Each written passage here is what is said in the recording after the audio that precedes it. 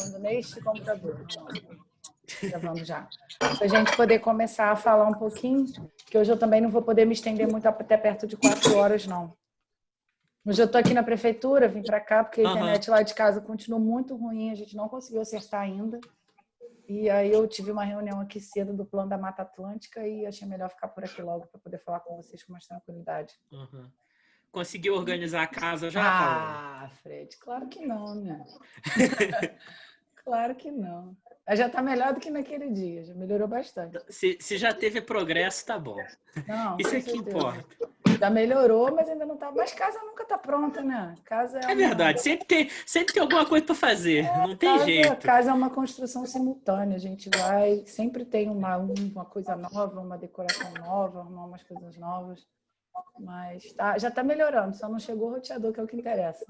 Mas graças a Deus eu tenho em breve. Bom, está programado para chegar semana que vem, né? No início da semana, vamos ver. Mas essas entregas também estão demorando demais, eu não sei se aí para cima está assim.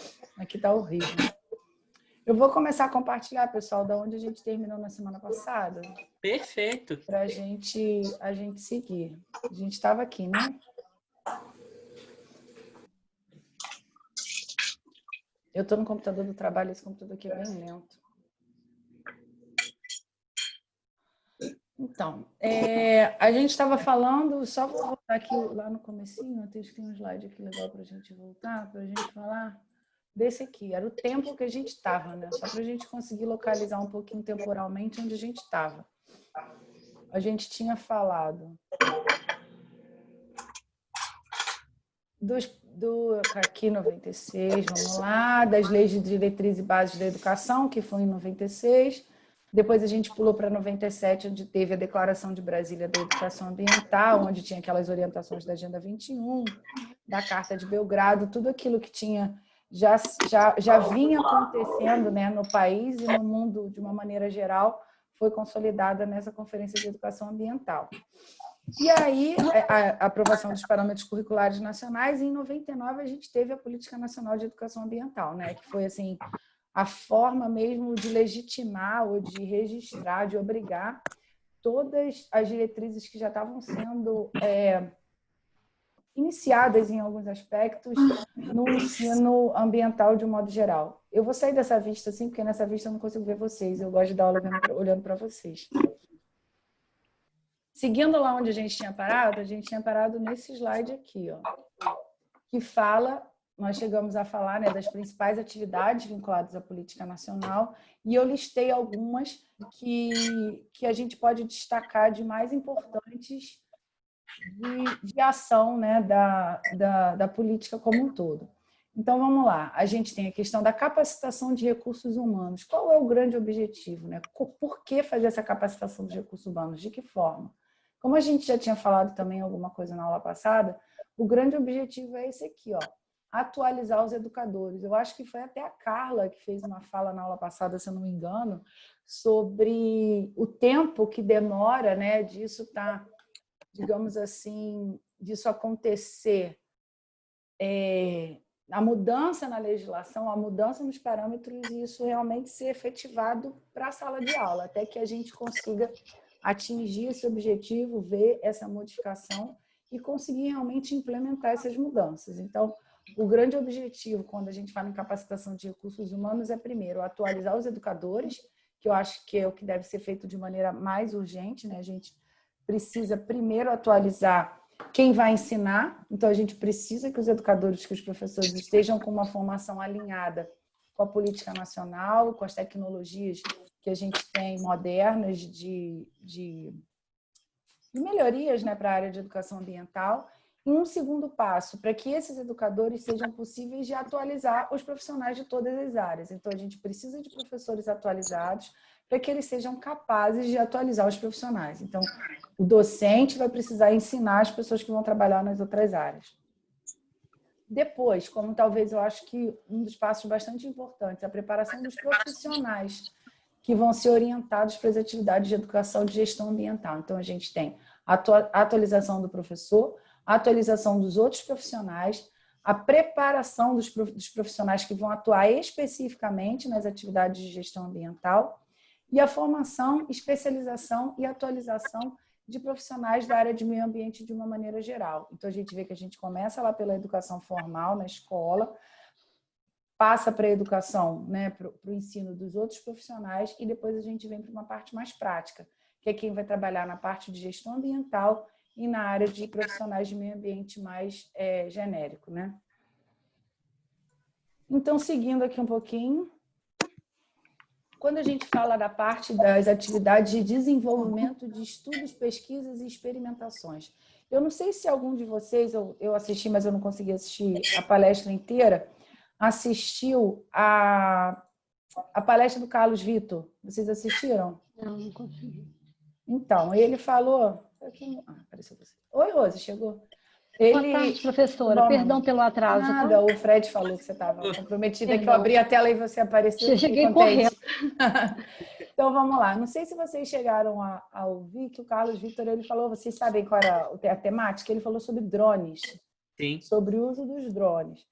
Então, e ele falou lá que no começo os usos dos drones eles eram feitos basicamente para monitoramento, uso recreativo, e a gente vê hoje em dia que essa ferramenta, né, esse equipamento, a gente pode dizer assim, ele hoje pode ser usado facilmente para projetos, por exemplo, de monitoramento ambiental, projetos de mapeamento de áreas.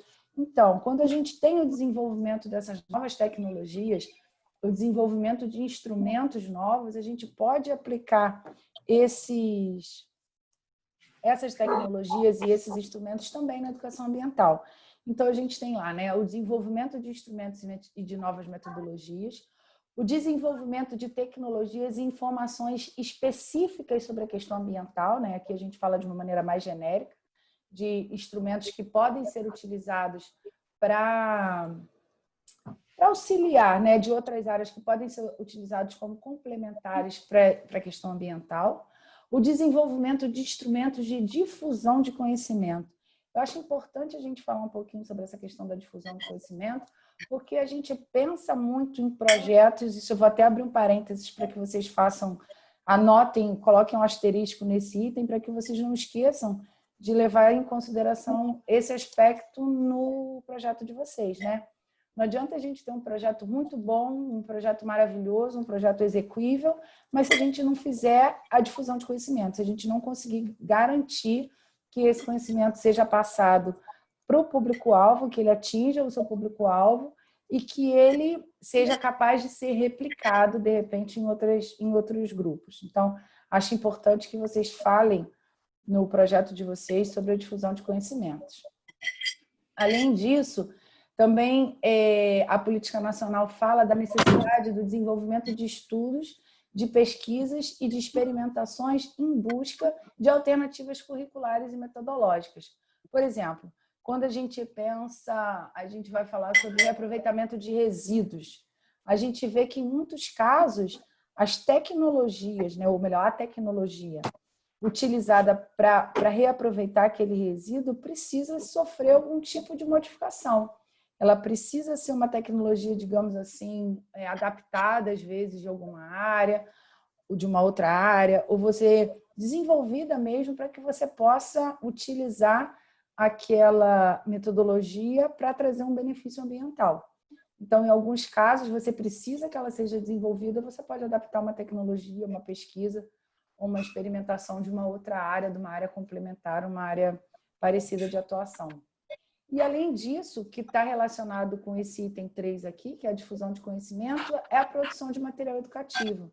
Isso é legal, eu acho que talvez um pouco mais para a dissertação de vocês, dependendo da área de dissertação que vocês forem trabalhar, para que vocês pensem na possibilidade de preparar um material educativo, de produzir um material educativo. Então, de repente, pensar numa cartilha, pensar num livro eletrônico, pensar num aplicativo, pensar num website, quem gosta mais dessa área. Então, pensar num jogo, né, numa coisa assim mais lúdica, enfim, dependendo do público-alvo de vocês, para que vocês possam divulgar esse conhecimento através de um material produzido com qualidade técnica, com orientação pedagógica, para que a gente possa realmente efetivar a divulgação desse conhecimento.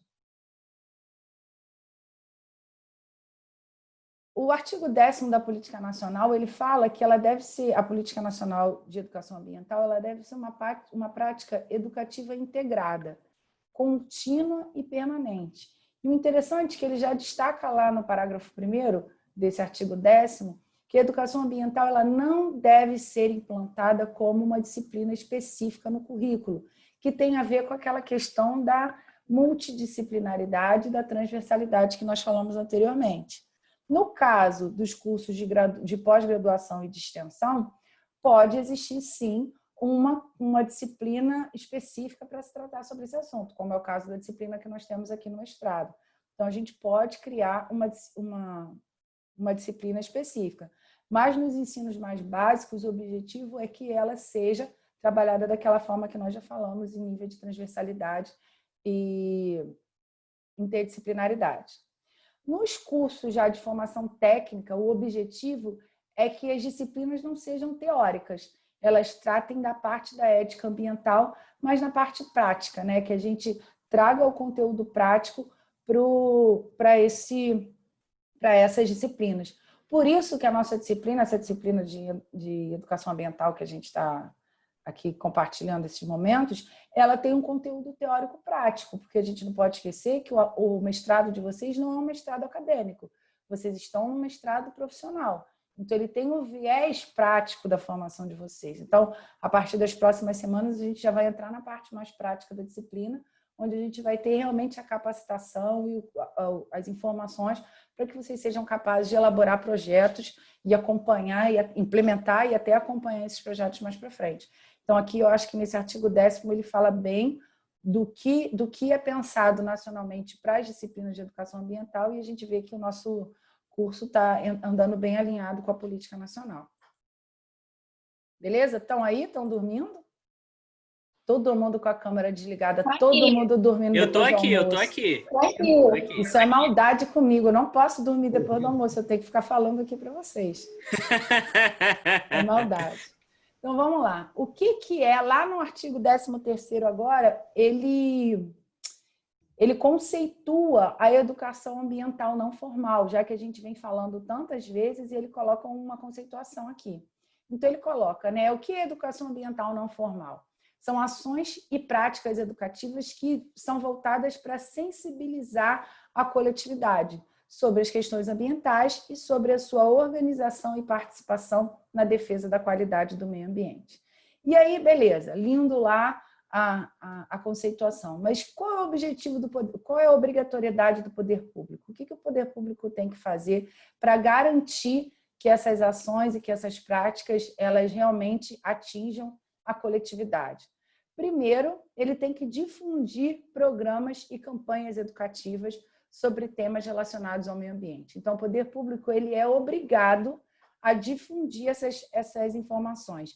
Eu não sei se vocês, por acaso, têm essa curiosidade, eu não sei qual é o grau de participação de vocês nessas questões ambientais em nível nacional, mas eu sigo uma página do Instagram do Ministério do Meio Ambiente e sempre tem postagens, quase postagens semanais, assim eu posso me arriscar a dizer, sobre programas e algumas campanhas, alguns projetos educativos da área de educação ambiental, ótimo. Projetos educativos dessa área específica.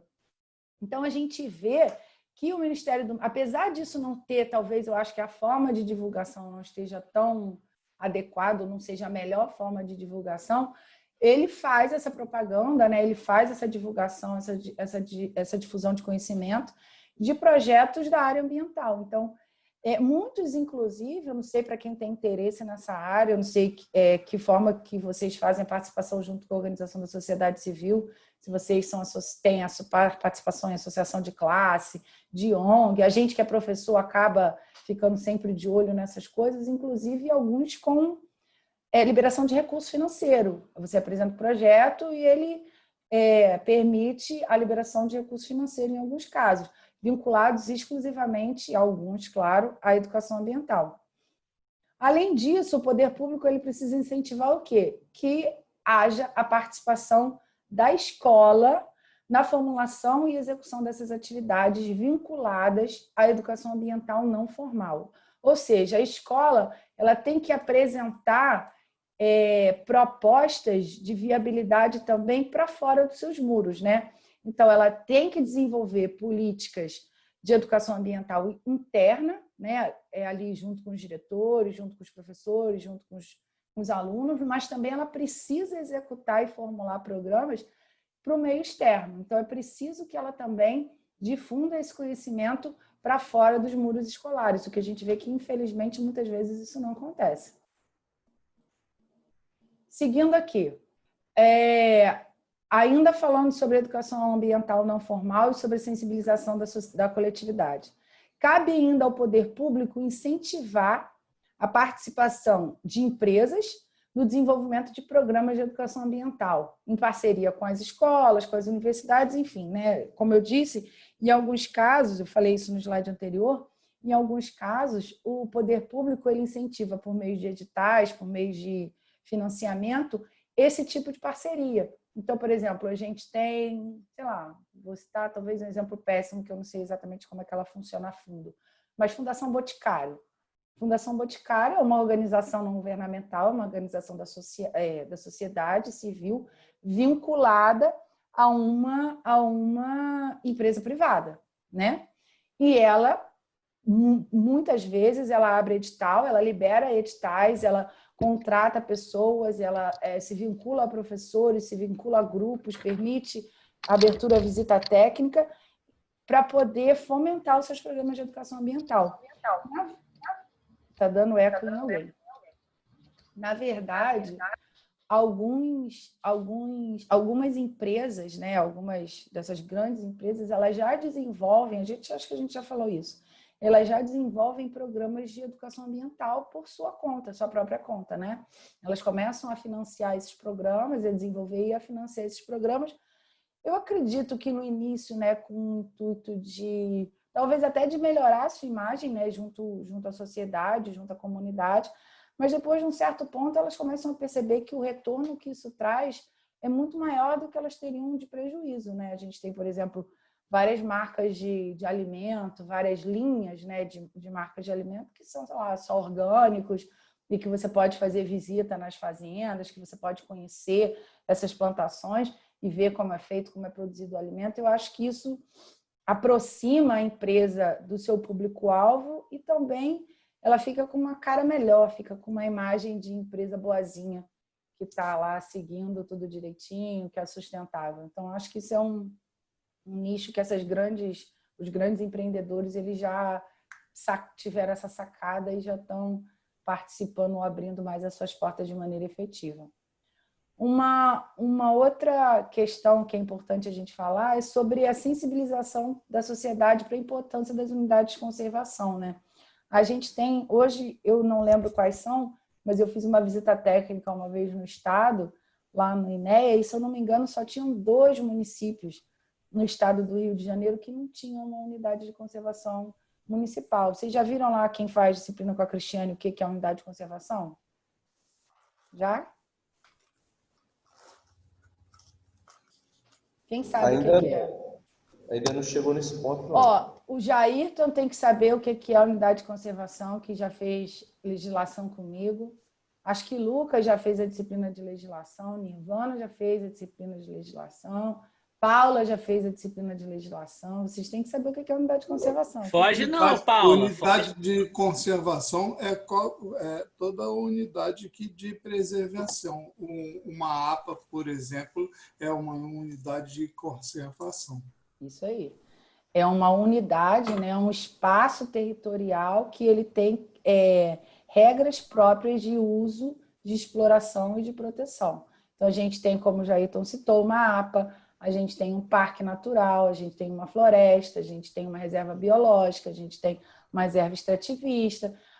E existem, né, outras áreas que precisam ser especialmente protegidas, mas que não entram nesse âmbito de unidade de conservação, que são as chamadas áreas de proteção permanente, como, por exemplo, topo de morro, margem de rio, entorno de nascentes, são outras áreas que precisam ser preservadas, mas elas não entram nesse quesito de unidade de conservação. Então, a gente precisa... são áreas protegidas por lei. Sim, todas duas. tanto unidades de conservação como área de proteção permanente. As unidades de conservação elas são protegidas pela Lei do Sistema Nacional de Unidades de Conservação e a APP, Área de Proteção Permanente, protegidas pelo âmbito do Código Florestal. Era o de 65 e o de 2012 também manteve essas áreas protegidas. Elas são protegidas porque têm objetivos diferentes e finalidades diferentes. Umas podem pesquisa, umas podem extrativismo, algumas podem visitas, né, recreativas, outras não. Outras precisam ser deixadas livres. As áreas de proteção permanente, por exemplo, elas precisam sempre estar livres. Você não pode ter nenhum tipo de ocupação. Por quê? Você não pode construir na beira de um rio. Você não pode construir num topo de morro. Então, essas áreas elas precisam ser deixadas livres. Elas não podem ter nenhum tipo de uso. As unidades de conservação, o objetivo é você conservar essas áreas, conservar/preservar. Então, você pode utilizar essas áreas, mas de forma especificada de acordo com o seu tipo. Então, existem unidades de conservação que são de proteção integral, onde você não pode fazer nada, absolutamente nada, é só você preservar, só pode fazer estudos científicos, mas você não pode fazer nada, não pode nem ter uso recreativo. E existem unidades de conservação, inclusive, que é permitido o extrativismo, por exemplo. A gente tem unidade de conservação tipo reserva extrativista que a gente pode retirar, sei lá, castanha, látex, o que for que ela tiver ali oferecendo. Então, o grau de proteção ele é variável de acordo com o tipo de unidade de conservação. Mas é importante que isso seja divulgado, porque as pessoas às vezes chegam lá numa área do seu município, aquilo está tudo cercado, e você não sabe por que aquilo está cercado, qual é a importância daquilo dentro do seu município, e isso faz parte dos aspectos da educação ambiental, né? Da difusão do conhecimento. Não basta eu, como gestora municipal, cercar um pedaço do mapa do meu município e dizer que aquele pedaço não pode ser usado. Eu tenho que explicar para as pessoas qual é a importância da preservação daquela área, por que não pode entrar, que tem pesquisa científica, que não pode pescar, enfim, deixar claro esses usos. E, geralmente, quando a gente tem uma unidade de conservação implementada, assim mesmo com gestão firme, trabalhos de educação ambiental costumam ser desenvolvidos junto com ela. Então, a gente tem essa ação em conjunto. Entenderam, gente, o que é unidade de conservação e proteção permanente? Foi? Além disso, a gente tem que também é interessante que a gente faça como parte, né, dos princípios da educação ambiental não formal a sensibilização das populações tradicionais que estão relacionadas a essas unidades de conservação. Como eu disse, né, a forma de uso dessas unidades de conservação ela é muito variável, ela é muito variada. Você pode ter populações que são ditas essas populações tradicionais que moram, que vivem há gerações dentro dessas unidades de conservação. Então, por exemplo, a gente pode ter uma área, um resquício de Mata Atlântica, uma área de floresta, e que a gente tem lá uma determinada comunidade de 4, 5 ou 10 casas com, não sei, remanescentes de quilombola, por exemplo.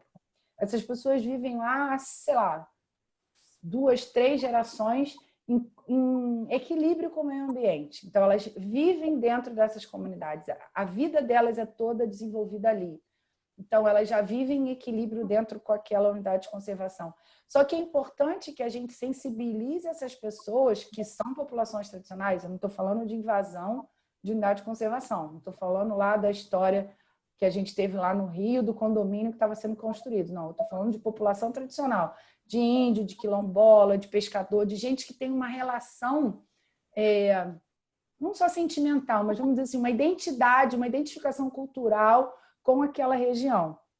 É importante que essas pessoas entendam que elas fazem parte daquele ecossistema, daquele sistema, daquela unidade de conservação. E, nesses casos, essas pessoas elas continuam vivendo ali dentro desses locais, né? As que tiverem interesse, as que quiserem, vão continuar vivendo nesses locais de uma maneira com o máximo de equilíbrio possível com o meio ambiente. Então, vai ser orientado, por exemplo, como a gente falou aí, eu acho que foi o Renato que chegou a comentar isso, que ele tem problema. Toda vez que eu lembro de alguém que queima lixo, eu lembro da história do Renato, coitado. Então, eu lembro que ele chegou a comentar da questão do vizinho que queima o lixo. Então, a gente pode sensibilizar essas pessoas, por exemplo, da melhor forma de gerir o resíduo. Ela não pode tacar fogo no lixo dentro de uma floresta.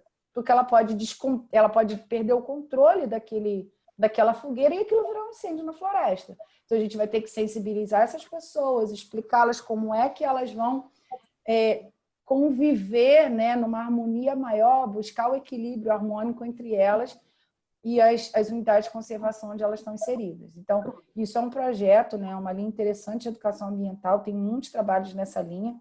Falei na Cristiane, vou falar nela de novo. A Cristiane fez uma parte da dissertação dela de mestrado com população tradicional, lá nos índios, lá acho que é Roraima que ela foi. Então, quem tem aula com ela tiver curiosidade de perguntar sobre isso, ela fala disso muito. Então, o papel deles era justamente isso, né? Era mostrar como que poderia equilibrar essa relação, mantendo a população indígena numa determinada área e transformando aquela área numa unidade de conservação. Fazer também, né, em contraposição, a sensibilização dos agricultores, que a gente sabe que às vezes parecem ser duas atividades antagônicas, que é da agricultura e da preservação ambiental, né? A gente vê que no passado, na década de 60, 70, 90, talvez eram antagônicas, né? Não pela atividade em si, mas pela forma como ela era desenvolvida. Então, a gente tinha a agricultura de uma maneira muito, digamos assim, prejudicial para o solo, né? De uma maneira muito intensa, eram plantios praticamente de monocultura em áreas enormes, onde eram feitas correções de solo, era preciso que fossem feitas intervenções para que a produtividade continuasse alta. Então, você conseguir sensibilizar esses agricultores é um passo muito importante para a gente conseguir manter esse equilíbrio, né, entre a proteção ambiental e a cultura, a agricultura. E o ecoturismo. O ecoturismo é sempre que a gente escuta falar de ecoturismo, a gente pensa em educação ambiental, né? Existem muitas áreas que podem, dessas unidades de conservação, que foram, inclusive, criadas para visitação do público de um modo geral, mas a gente precisa fazer aqueles lembretes sempre de de incentivar o turismo, mas de maneira sustentável, de maneira ecológica. Então, às vezes a gente acha que está inventando moda, mas isso está tudo lá na Política Nacional de Educação Ambiental. Já é uma obrigatoriedade legal que o poder público tem que desenvolver. E aí eu coloquei um slidezinho aqui, só para a gente ver esses conceitos e mais ou menos onde eles se encontram, né? Então eu coloquei aqui educação formal, né? Ela acontece num espaço formal, que seria basicamente as instituições de ensino, instituições de ensino básico e instituições de ensino superior. E a educação não formal, que é o que a gente tem falado, e surge um novo conceito. Ixi, ela... Voltei, caí e voltei. Vocês estão me vendo? Agora sim. Deu, hein? Aí, só que parou o compartilhamento, né? Parou o compartilhamento. Vamos lá. Hoje está meio tenso aqui, né? Então... Um pouco. Mas vamos lá, a gente vai conseguir.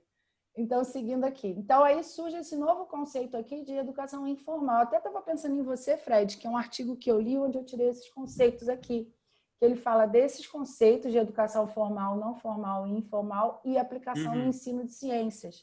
E depois, se você quiser, eu até te mando esse artigo que eu achei. Eu li bem por cima, um artigo curtinho, li daquela leitura transversa, mas eu acho que é legal para a gente falar sobre ele. Então, ele traz esse outro conceito. Ele trata, né, educação formal. Onde é que acontece a educação formal? Nas instituições de ensino. Então, na escola. Educação formal acontece na escola.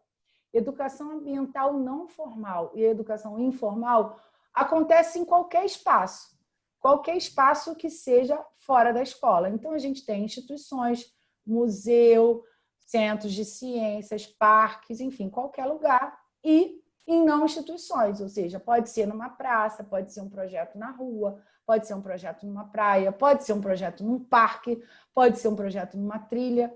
Então, qual seria a conceituação, né? A diferenciação desses projetos? A gente tem lá a educação formal. Qual é a diferença? Ela precisa de métodos. Como ela é ensinada dentro do nosso ensino formal, desse nosso ensino quadradinho, a gente tem que ter método. A gente segue os métodos de ensino tradicionais, a gente precisa seguir as regras, precisa seguir as leis, e ela vai sendo construída conforme a criança vai crescendo. Então, ela está relacionada com a idade do indivíduo e com o nível de conhecimento e o nível de escolaridade. E o que a gente consegue com isso no final? A titulação, que é o que a gente está fazendo aqui. Vocês estão tendo disciplinas de educação ambiental dentro de um curso de ciências ambientais. Eu posso jurar que todas as disciplinas que vocês estão tendo abordam de uma forma ou de outra aspectos da educação ambiental, porque são disciplinas todas teórico-práticas. Então, e o objetivo final de vocês é que vocês consigam a titulação. Quando a gente passa para a educação não formal, a gente já está trabalhando com um outro ponto de vista. A gente está trabalhando com uma subjetividade, com a mudança de percepção. Então, o objetivo da educação não formal, por ela ser, né, realizada em instituições, digamos assim, fora do padrão, instituições não formais de ensino, o objetivo é o quê? Interpretar o mundo. É que a gente olhe esses outros locais, olhe a comunidade onde nós estamos inseridos, a sociedade onde a gente está inserido, e que a gente possa, a partir daí, ter uma organização e uma consciência de grupo maior, para que a gente possa, a partir deste momento, pensar e propor projetos. Então, assim, eu vejo que quando nós entrarmos para a parte prática do trabalho de vocês, a gente vai estar mudando de um ambiente formal de educação, onde a gente está aqui nesse tradicional cuspidis, como a gente costuma dizer, e passar para um espaço não formal, onde a gente vai ter a possibilidade maior de construção de pensamento e de concepções, né? Então, cada um de vocês dentro do grupo vai ter a possibilidade de colocar a sua vivência, de colocar o seu ponto de vista sobre cada um desses aspectos e pensar e trazer essa realidade individual para a construção de um grupo coletivo, né? Para a gente poder construir um trabalho único. E quando a gente fala do terceiro tipo, que seria a educação informal, a gente está falando sobre um processo que é permanente. Ele é um processo de construção permanente e que tem como objetivo único mudança de visão do senso comum. A gente chegou a falar isso também na última aula, da questão do óleo, lembra? Do óleo vegetal? Que alguém falou que, acho que era avó de alguém, sei lá, acho que era mãe, não lembro, de alguém, já fazia óleo vegetal, usava o óleo para fazer sabão há muitos anos. Sim, verdade. Então e isso, talvez tenha surgido por base de uma necessidade específica de um grupo, e hoje a gente já tem isso como uma mudança de senso comum. Então, isso é um processo de educação permanente. Hoje, pouquíssimas são as pessoas que colocam óleo dentro da pia, por exemplo. Hoje, por mais que eu não faça sabão, eu vou reservar o meu óleo e vou deixar lá, quando tiver a coleta seletiva, eu vou botar lá na garrafa PET para o responsável retirar. Então, assim, eu não faço sabão, eu não dou uso daquilo, mas já houve uma mudança de visão de todos que aquele óleo não pode ser mais desperdiçado da mesma forma. Então, isso é educação informal. Eu não sei se vocês conseguiram perceber a diferença entre um e o outro, sobretudo de educação não formal e educação informal. Ficou alguma dúvida? Vocês conseguiram entender as nuances ou não? Tudo tranquilo por aqui. Tudo tranquilo? Então, vou continuando. Ela reflete no comportamento, né, professora? Exatamente. A informal é uma coisa assim um pouco mais permanente. Ela reflete uma mudança de comportamento mais coesa. É como se fosse um avanço da educação não formal. Então, é como se na educação não formal fosse... Eu entendo que a educação formal é o início, é onde você tem o contato, né, tradicional do ensino, o método tradicional de ensino, e aí você exterioriza aquilo para o ambiente externo, você exterioriza para fora das escolas, né, para fora do muro escolar, e aí você começa a olhar o ambiente para perceber aquilo que você está aprendendo na sala de aula. E um terceiro passo é quando você toma consciência e passa realmente a modificar a sua visão e a levar aquilo para o seu dia a dia. Eu vejo como se fossem 3 etapas, né? Um processo continuado de educação. E quais seriam as atribuições da Política Nacional de Educação Ambiental, né? As atribuições do órgão gestor? Primeiro, definir quais serão as diretrizes e como elas serão implantadas. Depois, preparar planos, programas e projetos na área de educação ambiental.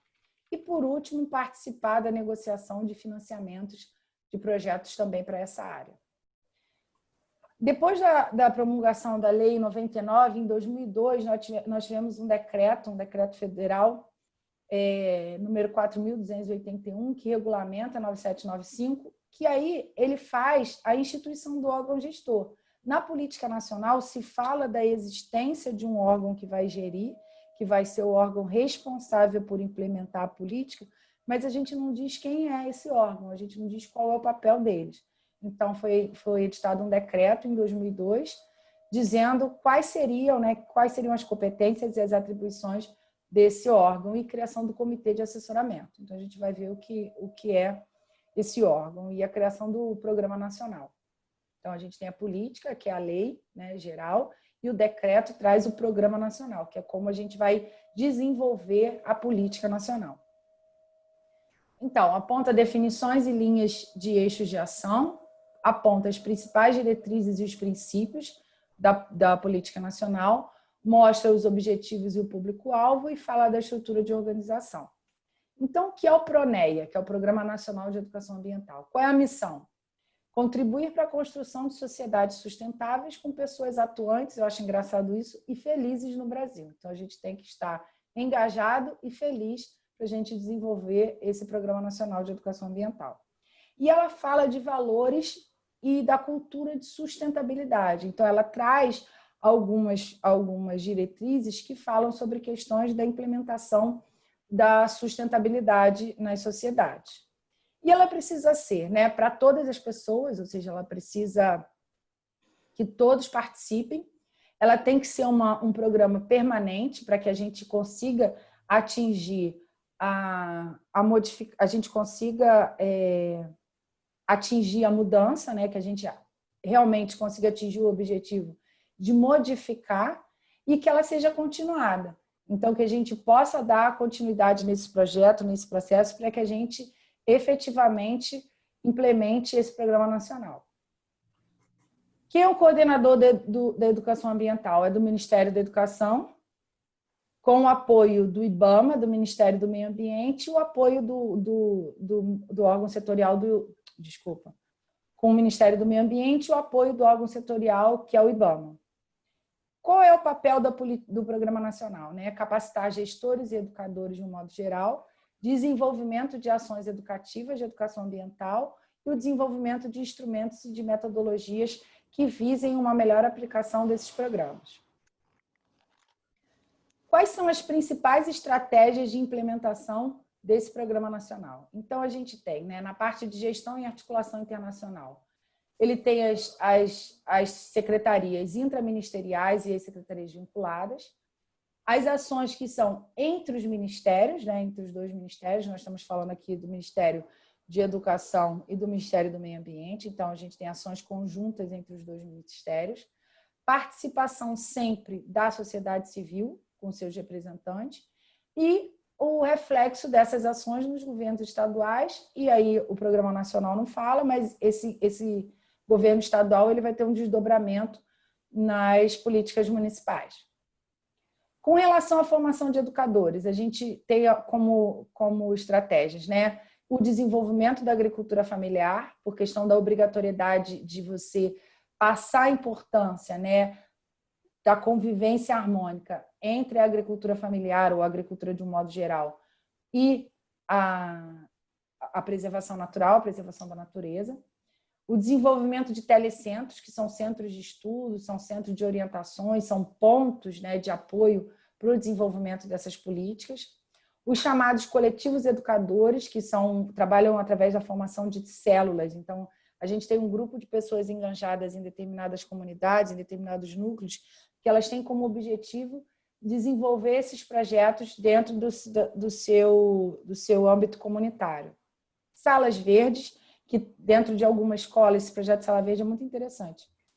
Você é diretor de uma escola e você pede um apoio do Ministério do Meio Ambiente, com financiamento, e você transforma essa sala, você pode colocar, por exemplo, uma TV para passar vídeo, você pode projetar filme, você pode desenvolver algum tipo de atividade prática nessa sala para você trazer, como se fosse um laboratório de ciências de quando a gente era um pouquinho mais novo, onde a gente pode trazer ações mais direcionadas para essas políticas de educação ambiental no ensino fundamental e ensino médio.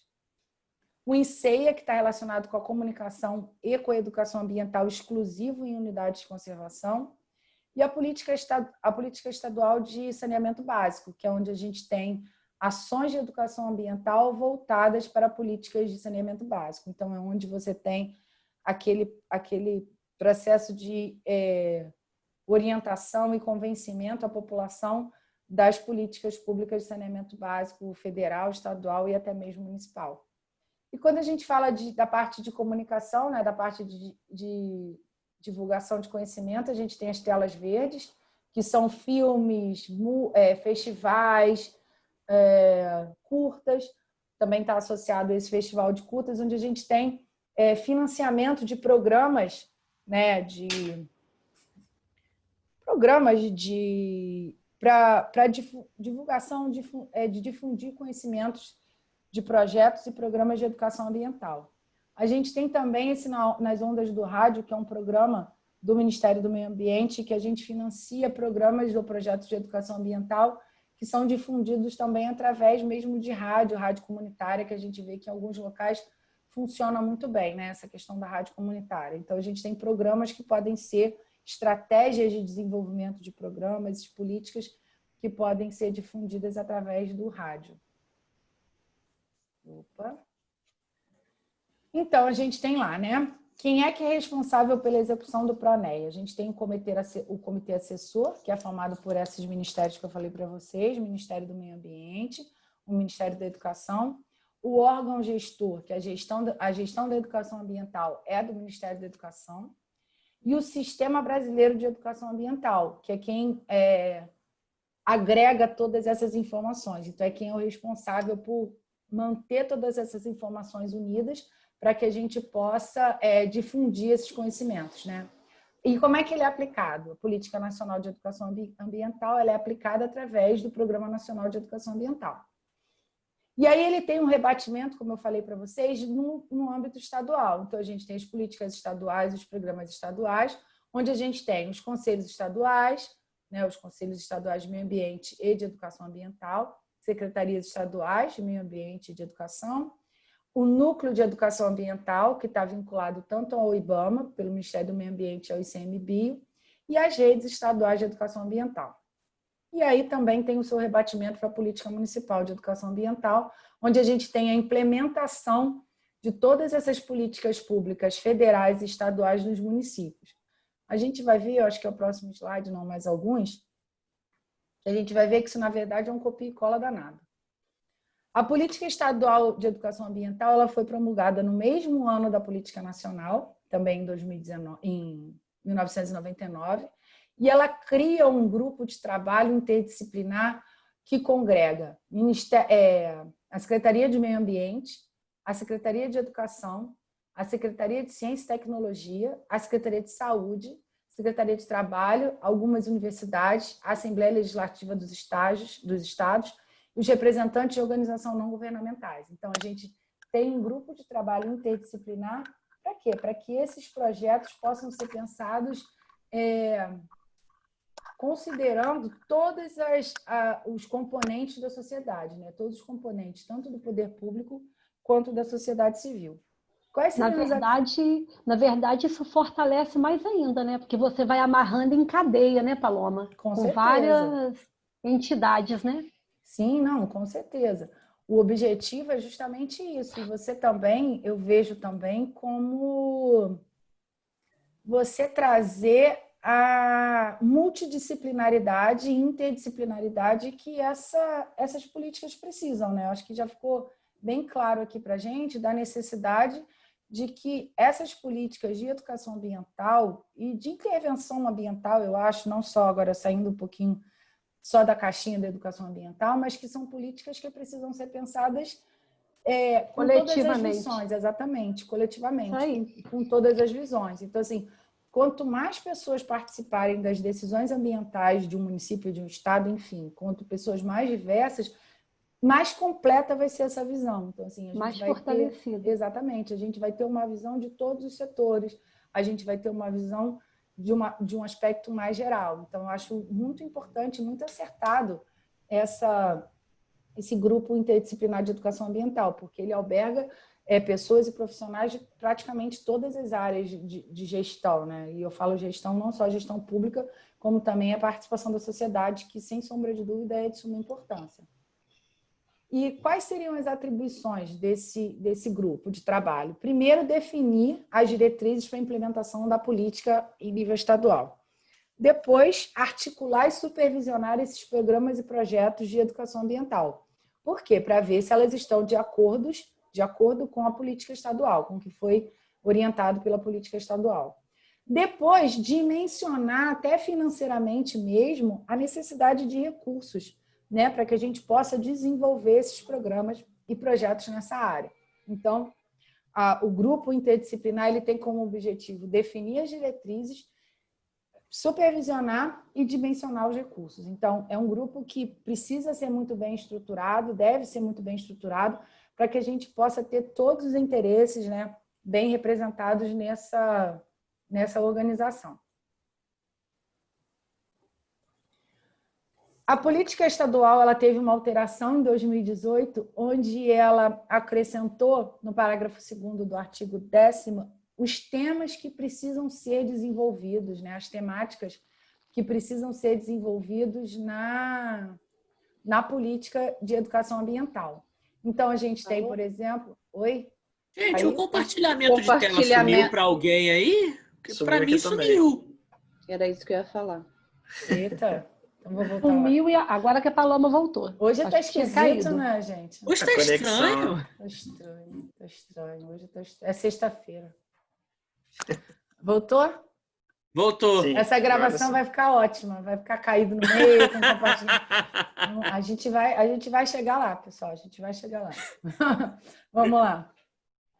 Eu devo ter apertado alguma coisa aqui e saiu tudo.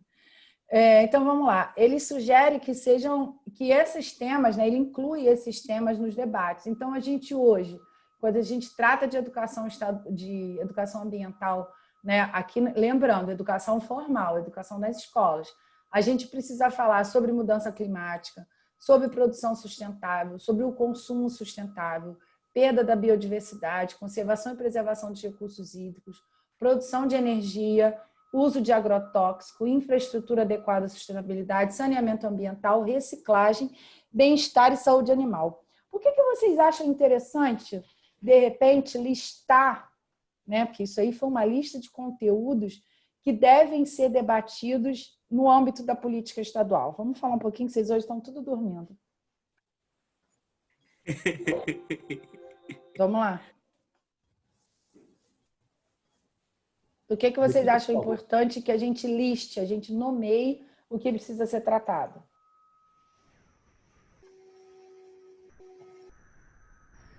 Produção de energia, professor?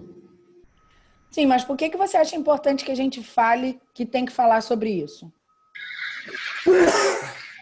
Será que é para ver as prioridades? Para dar um ponto de partida, talvez, né? Dar uma base das discussões que tem que ser feitas. Uma conscientização, talvez?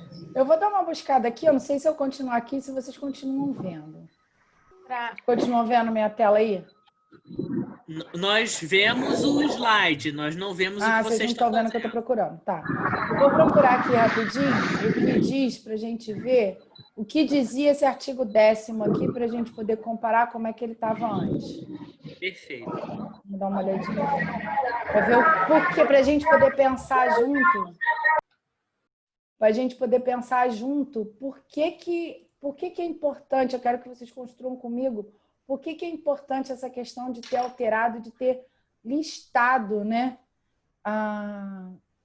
alguns temas específicos na política estadual de educação ambiental. Entende que está uma graça. Vamos lá. Artigo 10º, não é isso? Parágrafo 2º.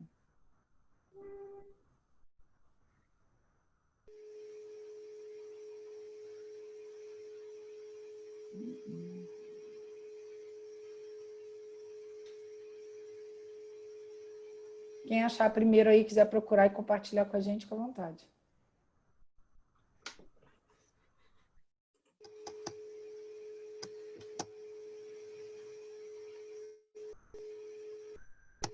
A gente tem que procurar a política. 2325.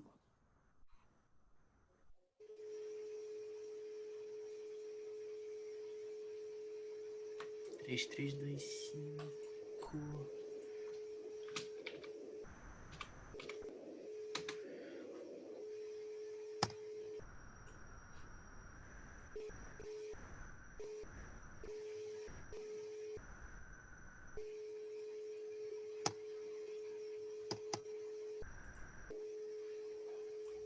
Então, eu copiei aqui, vou colar nesse slide aqui para a gente poder vou colocar uma caixinha de texto aqui do lado para a gente poder ver o que está escrito, que estava escrito no artigo 10, parágrafo 2º. Ele era só isso aqui, ó. A educação ambiental deverá ser desenvolvida como uma prática educativa integrada, contínua e permanente em todos os níveis de modalidade do ensino médio. Aí ele coloca que a gente precisa envolver esses aspectos nessas temáticas. Por que vocês acham que é importante deixar claro do que precisa ser tratado? Vamos, gente, pensem.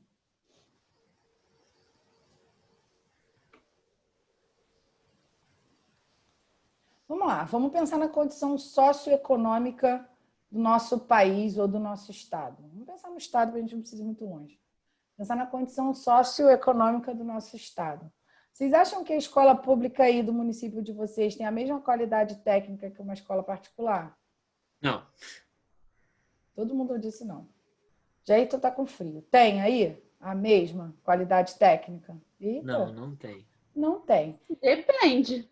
Diga-me, Carla. Carla defende a educação. Esqueci que a gente tem alguém da educação. Vai lá, Carla. Não, depende. Eu acho que assim, a gente não pode comparar o profissional atuante, entendeu, de uma escola pública e de uma escola particular somente por ela ser pública ou particular. Não, de jeito nenhum. Mas eu entendo que, em alguns casos, assim, a escola particular, por ter a questão do retorno financeiro, o investimento na educação é muito maior, exatamente. A única diferença assim, que a gente pode ver é essa questão, né? Não, eu não social. É isso aí, não profissional. Até porque muitos professores da escola pública são os professores da escola particular. Então, era isso que eu ia te falar. Eu vou te dar um exemplo do meu município. As formações dos professores, a maioria das formações, ela é feita em âmbito municipal. Sim. E aí nós convidamos todos os professores da rede particular e essas formações elas são feitas através do município, entendeu? Então, assim, é o que você está falando, em relação a investimento, tipo assim, vamos pensar num, sei lá, uma coisa bem estruturalmente falando, um laboratório de ciências. Seria muito mais viável numa escola particular, né, muito mais rápido, ferramentas, isso, do que numa escola pública. Mas não que a gente pudesse fazer essa rasa comparação, entendeu? Eu acho que seria mesmo pela parte social. Sim, pela parte social, não pelo Em contrapartida, eu não sou da educação, não, mas eu sou do serviço público. Então, eu posso até afirmar isso, que tem muita instituição pública, no caso, por exemplo, prefeitura mesmo, estado já não diria, mas tem prefeituras que têm um salário, um incentivo salarial ao professor maior do que da rede particular, entendeu? Então, tem esse aspecto também. O professor, às vezes, tem cargo de plano e salário, ele é mais motivado. Então, tem isso também. Sim, com certeza. Isso não dá para generalizar. Isso tudo são questões que influenciam na própria conduta do professor na sala de aula. Mas o que eu quis dizer com essa colocação é que em alguns... O professor só ganha bem mesmo na Universidade de Vassoura. Ganha mesmo. É a professora Paloma. Pergunta o Tássio. Professor, está sendo gravado. Pois tá gravando, né? Então ganhamos muito bem. Somos muito gratos ao nosso emprego. Estamos muito bem, muito tranquilo. Tá eu não sei ótimo. porquê, mas eu estou achando que esse arquivo de hoje vai acabar sendo corrompido no meu computador. Fred. Eu acho que misteriosamente uma parte da gravação vai ser cortada, eu não sei. Vai ser corrompido. Fala com ele, Paloma. Não pode falar isso, não. Estraguei o plano de aula da professora. Né? Pô, Rose, nós vamos perder essa aula por sua causa, Rose. Mas, gente, agora sem brincadeira, professor universitário, comparado com o professor de ensino fundamental e o professor de ensino médio, não tem nem o que comparar, né? A gente trabalha muito, o professor de pós-graduação e professor universitário trabalha muito, mas, assim, eu já dei aula no ensino fundamental, no ensino médio, e, assim, a quantidade de trabalho e de sofrimento que um professor de ensino fundamental e médio tem é muito maior do que um professor universitário. Com certeza. Eu, pelo menos, eu sofria muito mais. Olha a goma! Olha a goma! Não é, não. Eu já parei de gravar. Mas não, é porque, assim, lidar com a pessoa que está em formação é muito mais difícil do que com pessoas formadas. Assim, com adultos, com certeza, com o pessoal mais velho, lidar com criança e adolescente, o professor tem que ter uma outra Principalmente parte do cérebro ativado. É muito diferente. Completamente muito diferente. Pois é. Totalmente. Mas o que a gente sentiu, o que eu acho interessante dessa colocação, né, da gente colocar a lista dos debates que precisam ser abordados em sala de aula, é justamente para que não dependa dessas condições todas que nós estamos falando. Que não dependa do salário do professor, que não dependa da condição da escola, que não dependa do fato dela ser uma escola privada ou de uma escola particular, que ela não dependa da aptidão do professor. A gente sabe que o professor de ciências, por exemplo, né, de ensino fundamental, ele não precisa ser um biólogo. Ele pode ser um professor de física, por exemplo. Ele pode ser um formado em física, um habilitado em física, em química, e ele pode dar uma aula de ciências lá para o ensino fundamental. Não tem a necessidade de uma habilitação técnica específica. E aí, claro, que o profissional, se ele não tem, né, discriminado o que ele precisa abordar, ele, em muitos casos, talvez até fique um pouco perdido, né, sem saber o que ele vai abordar na disciplina, que não é disciplina, mas na parte de conteúdo de educação ambiental. Então, é importante também porque isso fala, esses itens que são citados aqui, eles falam do que o Estado pensa como prioridade de abordagem para a educação ambiental ao nível estadual, né, no nível do Estado. Então, ele acha importante, por exemplo, a questão da perda de biodiversidade, que é uma temática importante para o Estado do Rio de Janeiro, mas, sei lá, vou dar um exemplo, talvez que não seja tão importante para um outro estado qualquer ou para o país como um todo.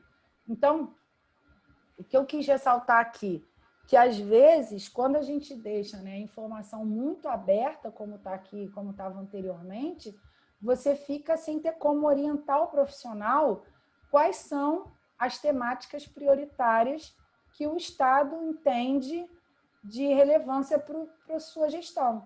Então, é importante que a gente tenha aquilo delineado, delimitado, porque as outras políticas estaduais de gestão vão ser em cima dessas temáticas. Então, os programas de financiamento vão ser em cima dessas temáticas, os projetos vão ser em cima dessas temáticas. Então, é importante, as políticas públicas de desenvolvimento vão ser em cima dessas temáticas. Então, a gente já deixa claro qual é a linha que o Estado vai seguir de gestão. Então, é importante que isso fique claro. Talvez eu não sei se seria tão necessário colocar isso numa lei estadual, talvez num decreto regulamentador, mas a opção foi colocar na legislação estadual, talvez para garantir que isso fique fixado. E que a gente saia dessas questões das nuances que nós discutimos aqui, que a Carla colocou e que a Rose colocou. Essa questão da garantia, né, que eu acho interessante, porque você não garante que tudo isso seja realmente amplamente trabalhado, que de fato não é. Se estando na lei não é, imagina se não tivesse, né? Eu sempre penso assim. Exatamente. Se estando escrito não é feito, imagina se não tivesse uma orientação. Se eu sabendo ali que eu tenho que tratar sobre todos esses 10 itens e sabendo que eles são importantes, imagina se eu não souber, né? Se eu for um profissional ou um profissional de início de carreira, inexperiente, está chegando lá e fala, meu Deus, eu tenho que dar uma aula sobre isso, o que eu tenho que abordar? Né? Se não tiver uma coisa para orientar, eu acho que fica um pouco complicado dele conseguir, enfim, passar os ensinamentos da maneira adequada.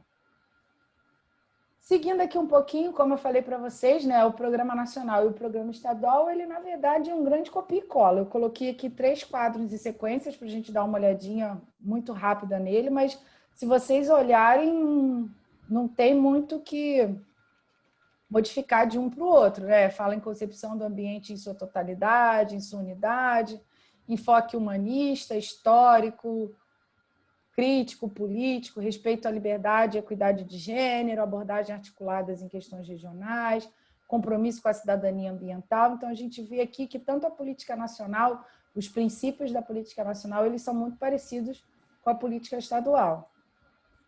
A gente tem aqui os outros princípios e as diretrizes que são importantes da gente ver, que é a descentralização espacial e institucional, ou seja, você tem que trabalhar de maneira descentralizada, compartilhando conhecimento, compartilhando as informações, compartilhando essas políticas diferentes, levando em consideração a sustentabilidade dos processos educativos. Eu acho que isso talvez seja um dos maiores desafios, eu acho que a Carla até pode falar um pouquinho, que é você garantir a continuidade que esses projetos ou que esses processos, né, que iniciam, que eles se perpetuem, que ele não fique só durante um certo tempo dentro das diretrizes, dos parâmetros que não são mais parâmetros, são as bases nacionais, né, que você falou que mudou de nome, mas que eles se perpetuem no conhecimento, que eles não sejam só uma questão de uma escola, ou de uma diretora, ou de um grupo de pensamento, que eles se perpetuem, para que a gente possa garantir que a educação seja unificada, né? Que a educação, que o conhecimento,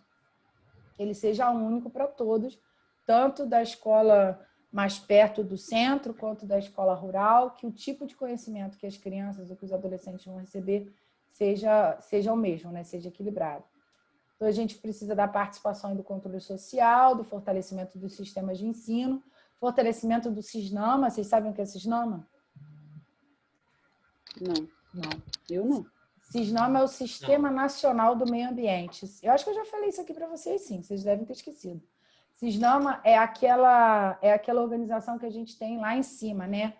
O ministro do Meio Ambiente, né? O Ministério do Meio Ambiente, que está vinculado às secretarias estaduais de meio ambiente, que estão vinculadas às secretarias municipais de meio ambiente. Então, você fortalecer esse sistema todo, né, nas 3 esferas de governo, federal, estadual e municipal, você, não vou dizer que você garanta a continuidade, mas você consegue pensar numa política de gestão alinhada. Você consegue pensar numa política ambiental única, que é o que a gente tem visto. Vamos falar um pouquinho, eu vou ter que corromper essa aula mesmo. Dentro do meio ambiente tem indicadores, Paloma, que você precisa alimentar o sistema? Tem. Igual, por exemplo, na saúde eu tenho o CISPACT, eu tenho o SIM, o SINAM, que são notificações de agravo. Eu acho que deve ser mais ou menos parecido, né? Então, a gente faz parte desse sistema nacional. Esse sistema nacional ele é regulado dessa forma mesmo. A gente tem o SISNIMA, que é o Sistema Nacional de Informação sobre o Meio Ambiente. E como é que ele é feito? A gente, município, preenche essas planilhas, envia essas planilhas. O Estado, né, agora é uma plataforma online, né? Aí o Estado valida, juntando de todos os municípios, faz um diagnóstico estadual por região, região metropolitana, Norte Fluminense, Sul Fluminense, e joga para o Sistema Nacional. Então, é alinhado às 3 esferas, né, os 3 níveis de gestão ambiental, e faz um diagnóstico nacional de como é que é a situação ambiental no país. O que eu ia dizer é que, quando essa situação não está em consonância, a gente pode dizer mais ou menos que a gente tem o que está acontecendo agora no país. A gente tem orientações de nível federal para um lado, a gente tem orientações estaduais para o outro e a gente tem os municípios perdidos sem saber o que fazer.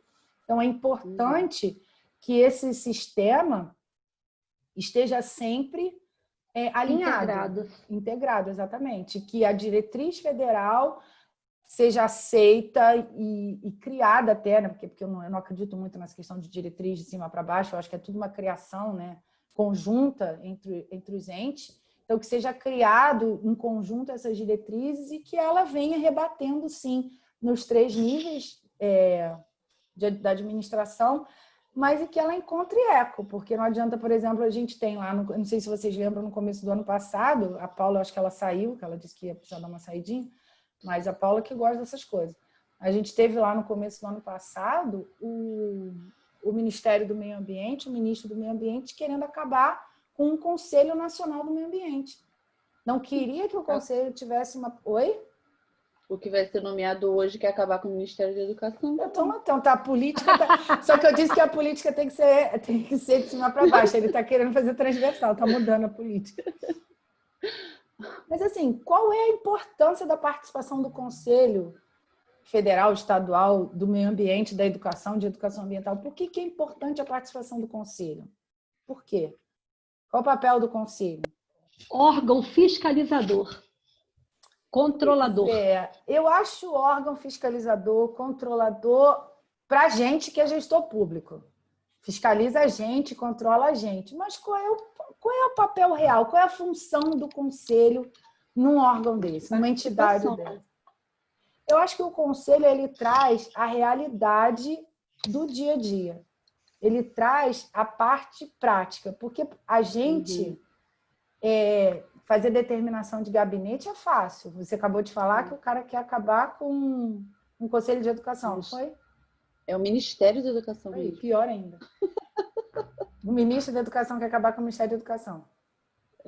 Mas quando ele acaba com um conselho, por exemplo, a gente vai estar parando de ouvir a necessidade que está lá na ponta. Porque qual é o papel do conselheiro? Realmente, fiscalizar e controlar as ações do conselho do qual ele faz parte, sim. Mas o papel dele também é trazer a realidade que está lá na ponta. Por isso que os conselhos ele tem que ser diversificados e tem que ter a participação do poder público. Fala, Fred, você está se coçando aí. E principalmente da comunidade, né?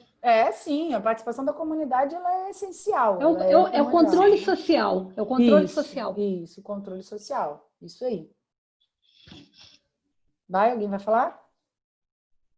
Frederico, o líder. Esses meninos estão calados hoje. Não estou gostando, não. Eu acho que o conselho também ele tem que mostrar que a sociedade faz parte daquele ente, se for um ente, ou daquele corpo. Registrar a participação da sociedade. Então, as universidades, né, os órgãos de classe, essas coisas todas são representados pelo conselho, né? Uma forma de reverberar, né? E eu acho que é uma forma de você tirar o poder de decisão de cima do gestor público, isoladamente, né? Você realmente compartilhar o poder de decisão, assim. É você dar a essas outras pessoas o direito de falar, de serem ouvidas e também de compartilhar com o resultado daquelas ações, né? Porque... E provocar discussão, né? Sim, não, é essencial. O nosso ponto de vista de quem está sentadinho aqui na mesa é um.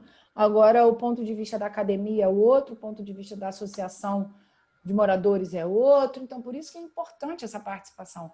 E a política de educação ambiental precisa dessa participação.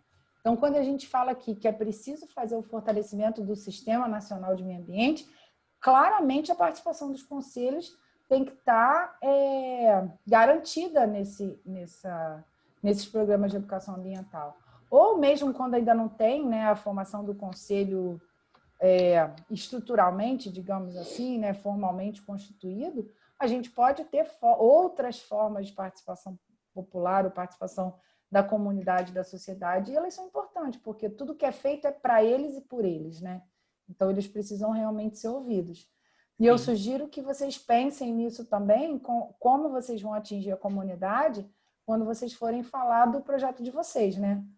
Vocês têm que pensar num projeto, por isso que alguém perguntou esses dias no grupo, e eu falei que para vocês pensarem num projeto em nível local, para que vocês possam conhecer a realidade do que vocês definirem como local, né? Não precisa ser município, não precisa ser nada disso, mas que vocês utilizem essa questão da localidade única, vocês utilizem essa questão de comunidade para que vocês possam também contar com a participação dessa comunidade, né? A gente vai ver que, não sei se a gente consegue falar um pouquinho ainda, mas talvez na próxima aula, cada vez mais a participação da comunidade, da sociedade, como o Jairton colocou, é importantíssimo.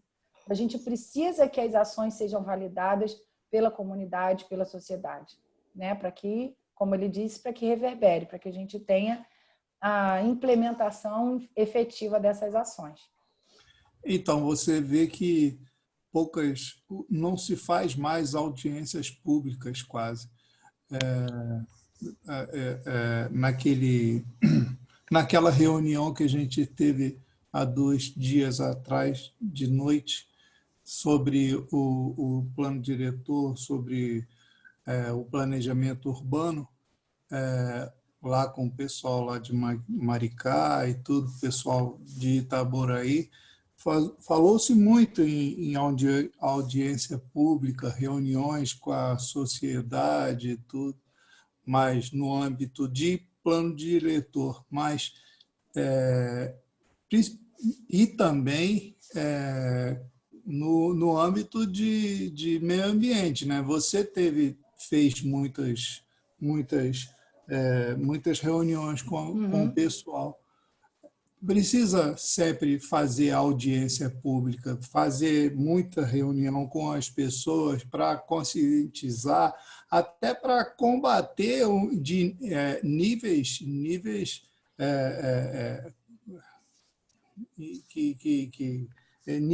baixos, né, que estão acontecendo na atualidade, para que o povo saiba que tem que andar para frente, precisa evoluir nessas questões e nunca voltar atrás, né? Só que, como eu falei lá naquele dia, a gente encontra muita dificuldade, Ayrton, de convencer as pessoas que é importante a participação. Então, por exemplo, nas audiências públicas, o Diego falou isso naquele dia. Nós tínhamos audiências que tinham 2 pessoas e tinham audiências que tinham 80, 100 pessoas. Então, assim, é muito difícil. Eu acho que a gente anda numa época de tanto descrédito, sabe? Falo eu agora como gestora, como política. A gente anda numa época de tanto descrédito que é difícil você convencer as pessoas a sair de suas casas ou a entrarem numa página para discutir. Elas não conseguem... na cabeça delas é tudo fingimento, está tudo pronto e aquilo ali é tudo balela, é só para cumprir protocolo. Elas não conseguem entender que a participação delas é primordial. Porque, por exemplo, aqui no Conselho, eu tenho isso no Conselho do Meio Ambiente. O Conselho, eu tenho aqui na minha secretaria, a gente tem 3 conselhos, né? Nós temos 3 conselhos que são coordenados aqui pela secretaria. O primeiro é o do meio ambiente, né? Como a gente faz parte do Siginama, a gente tem que ter o conselho ativo. O outro é um conselho chamado Itaurb, que é o de urbanismo, e o terceiro é o do Parque Paleontológico, da nossa unidade de conservação. O Conselho de Meio Ambiente, a gente discute políticas ambientais gerais, genéricas. Eu não discuto, por exemplo, o assunto do parque nesse conselho. Só políticas ambientais. Reciclagem, programa, projeto, o que a gente vai fazer com isso, se traz programa de óleo, se não traz essas coisas. Quase nunca tem ninguém. Nem os funcionários da prefeitura que ganham um dia não vão. O segundo conselho é o Conselho de Urbanismo. O Conselho de Urbanismo, com perdão da palavra, é onde o negócio é bom. Por quê? É esse conselho, a lei que criou esse segundo conselho, o Conselho de Urbanismo, é ele que decide sobre os empreendimentos que vão precisar de estudo de pacto de vizinhança. Então, vamos supor, Jairton, você vem construir um prédio aqui no município de 10 andares. Eu posso fazer toda a análise técnica do seu projeto, dizer que você pode construir, mas você só recebe a sua licença de construção, a sua autorização para construção, depois que o conselho aprova. E aí a gente tem as contrapartidas do estudo de pacto de vizinhança, onde os conselheiros, né, eles querem pedir tudo. Olha, tem que asfaltar a rua, olha, tem que botar coleta de lixo, olha, tem que... Então, esse conselho lota. Esse conselho tem briga para participação. Por quê? Porque as pessoas vão para pedir, elas não vão para discutir política pública. Elas não querem saber se o prédio pode ou não ser construído ali. Elas querem pedir. Então, assim, é muito complicado também que as pessoas entendam a importância da sua participação. Qual é o papel real de um conselheiro, qual é a função que ele está ali, que ele não está ali representando os seus próprios interesses, que ele está ali para o interesse de classe. E quando a gente fala, eu vejo, aqui a gente tem o Conselho de Educação Ambiental, só que ele é vinculado à Secretaria de Educação. Quando a gente vê, por exemplo, de um tema tão importante, não é porque a gente está falando sobre isso, não, que é educação ambiental e que deveria estar ou deveria estar sendo trabalhado em todos os setores, assim, eu vejo que todas as secretarias, tudo que a gente pode pensar em volta, a gente poderia estar aplicando um viés de educação ambiental. Isso, infelizmente, não acontece. Isso é muito ruim, porque só o município pede com isso, só a população pede. Então, ela abre mão do seu direito de participar, né, dos conselhos, de dar sua opinião, e ela é a que mais sofre. Porque se eu não tenho reunião de conselho, eu não tenho as ações validadas pelos conselheiros, eu tomo duas decisões. Ou eu faço a minha vontade, olha, eu levei para o conselho aqui não votou, não teve participação, o técnico disse, ok, então a gente vai implementar essa política. Ou então, se eu for uma pessoa que tem um outro tipo de viés, que eu não quero fazer nada, olha, não tem nada, não tem demanda, não tem projeto. A gente está na secretaria, eu não sei se quem assistiu aquelas lives da Semana do Meio Ambiente, aquele projetinho bobo de ir na escola e dar palestra, é o primeiro projeto de educação ambiental do município. O município nunca fez nada nesse aspecto. Nossa! E é uma coisa boba, são estagiários que vão para as escolas, boba que eu digo é simples, vão para as escolas, falam sobre reciclagem, todos trabalham de graça, porque eles têm que fazer o estágio obrigatório, então eles vão lá um dia por semana, fazem palestras, ensinam aquela questão dos coletores e pronto. Quer dizer, uma coisa que não tem custo nenhum e não era feito nem isso no município. Então, assim, é muito complicado a gente conseguir a adesão da população, que a gente entenda que a população precisa participar e da importância da sua participação, né? Isso eu acho que para mim é o mais difícil, é conseguir convencer as pessoas da importância da sua participação na vida pública, que interfere nelas diretamente, né? Então, vamos seguindo aqui. Além disso, né, as outras diretrizes. Respeito a todas as... justiça social e ambiental, respeito a todas as formas de vida, respeito à diversidade cultural e a transparência nas ações. Seguindo aqui mais um pouquinho, peguei aqui só o finalzinho, enfoque humanista, a gente já falou, concepção do meio ambiente em toda a sua totalidade, pluralismo de ideias e concepções pedagógicas, temos como perspectiva a multi e a transdisciplinaridade, veiculação entre ética, educação, trabalho e democracia, que é o que a gente está falando, e as práticas sociais, garantia de continuidade da permanência do processo educativo, participação da comunidade, avaliação desse processo de educação, abordagem articulada do ponto de vista local, regional, nacional e global, reconhecimento e respeito da pluralidade e da diversidade cultural e desenvolvimento de ações junto com todos os membros da coletividade. Então, a gente precisa que todos participem. Lembrem disso quando vocês forem fazer o projeto. Não adianta pensar um projeto que seja fechado só dentro da empresa, que seja fechado só dentro da escola. A gente precisa levar em consideração as características da comunidade ou da sociedade ou do grupo que vocês estão pensando esse projeto, para que a gente possa obter a adesão desse grupo, da participação desse grupo. Seguindo aqui, para a gente terminar, hoje eu vou precisar terminar um pouquinho mais cedo, como eu falei com vocês, pessoas com visões ambientais amplamente divergentes podem coletar os mesmos dados, se consistentes, e ainda assim chegar a conclusões muito diferentes, pois elas partem de valores e de hipóteses diversos. Eu acho legal isso porque é o que a gente faz, né? Aqui nós temos profissionais de todas as áreas, vou sair daqui do compartilhamento. Nós temos aqui profissionais de todas as áreas e cada um de nós tem uma visão diferenciada dessa questão da educação ambiental. Beleza? Beleza. Eu queria falar um pouquinho, eu sei que todo mundo botou lá o nome e a matrícula, botou, né? Uhum. Uhum. Semana que vem a gente vai falar dos Objetivos de Desenvolvimento Sustentável.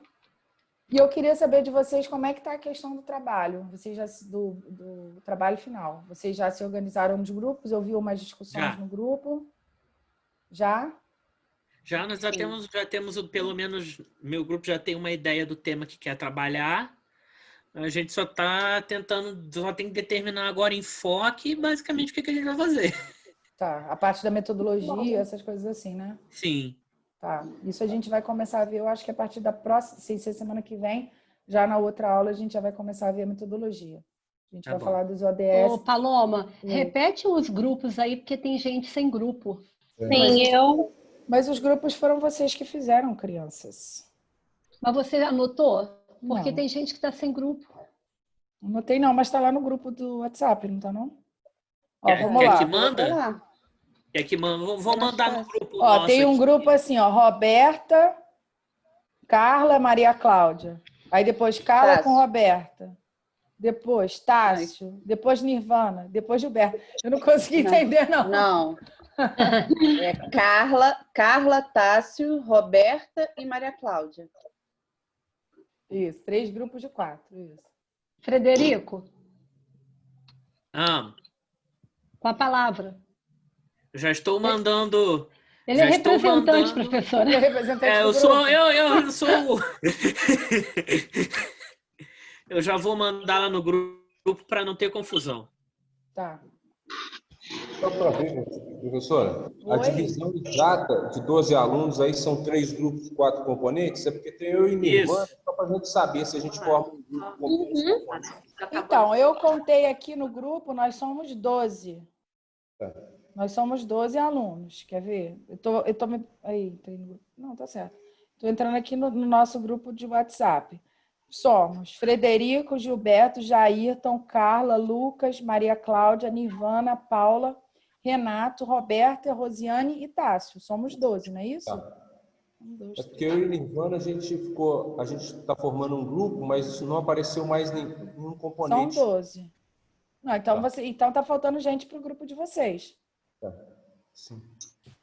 Tá ok. Professora, com relação a esse material, esse PowerPoint, eu não tinha como depois colocar ele no grupo, porque eu não sei se é problema no meu e-mail, não está chegando no meu e-mail. Eu acho que esse eu ainda não mandei, não, mas eu posso colocar no... Vou fazer o PDF aqui agora e mando no grupo, então, para vocês. Tá Falando, Oi, meu amor. uma dúvida.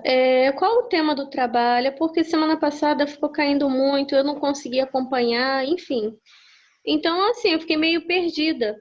Tá, então vamos falar sobre isso aqui um pouquinho. O que a gente vai abordar, Nirvana? O tema do trabalho é livre.